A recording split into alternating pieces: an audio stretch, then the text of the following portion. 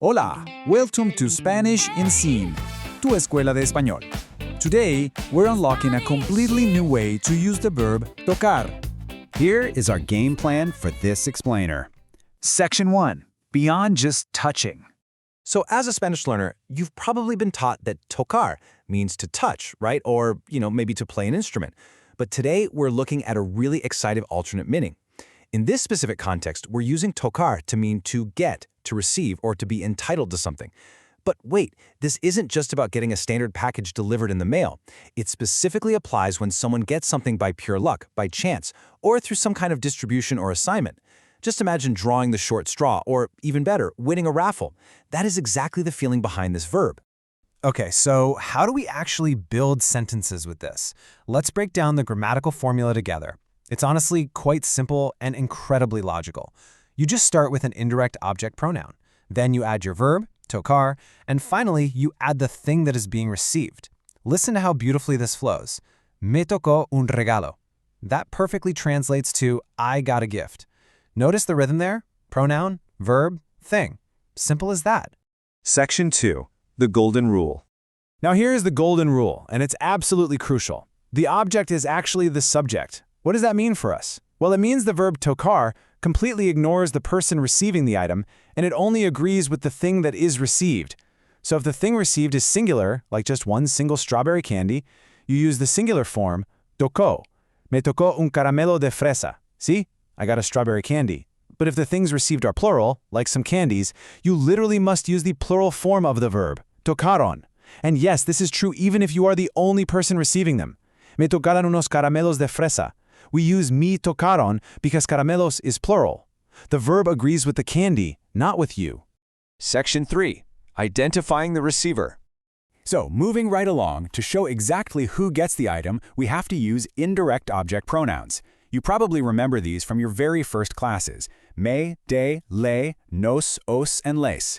You just pop the correct pronoun right before the verb to show us who the lucky person is. For instance, when a group gets a plural item, you'd say, les tocaron dos regalos. They got 2 gifts. Les tells us they got it, and tocaron tells us there was more than one gift. It all works together like a perfectly fitting puzzle.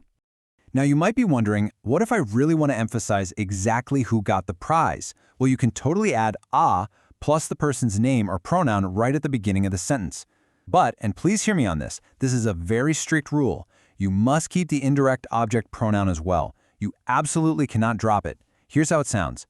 A Patricia le tocó un regalo. Did you catch that? A Patricia le. We named Patricia, sure, but we still included the pronoun le. Honestly, using this specific structure makes your Spanish sound so natural and so incredibly authentic. Section 4. Real-world contexts. So, when will you actually use this? This verb form pops up all the time during lucky life events. The most common context involve things like winning prizes, hitting the lottery, getting money, or receiving an inheritance. Listen to these fantastic real-world examples. A Carlos le tocó la lotería. Carlos won the lottery. I mean, how great for him, right? And here's another awesome one. A Marta le tocaron 10,000 euros. Notice again, Marta got 10,000 euros. Because euros is plural, we use tocaron. These are the exact phrases you are going to hear out in the streets of Spain or Latin America whenever someone gets lucky. Section 5. Just like gustar. Okay, get ready for a huge aha moment. The structure of tocar actually perfectly mirrors a foundational verb you mastered a long time ago, the verb gustar. We use a person plus a pronoun plus the verb plus the subject. Let's look at both of these sentences back to back so you can really feel that grammatical rhythm in your ear. Me gusta el chocolate, me tocó un regalo. Do you hear it? It is the exact same rhythm. Honestly, if you can confidently say, me gusta el chocolate, you already have all the tools you need to say, me tocó un regalo. The object you receive dictates the verb, just like the thing you like dictates gustar. And just like that, you have completely unlocked a new level of expressing yourself in Spanish. Now, always remember, el secreto es la constancia. The absolute secret to speaking better every single day is consistency. Keep practicing just a little bit every day, and make sure to follow the channel right here at Spanish in Scene so you can get explainers like this one every single week.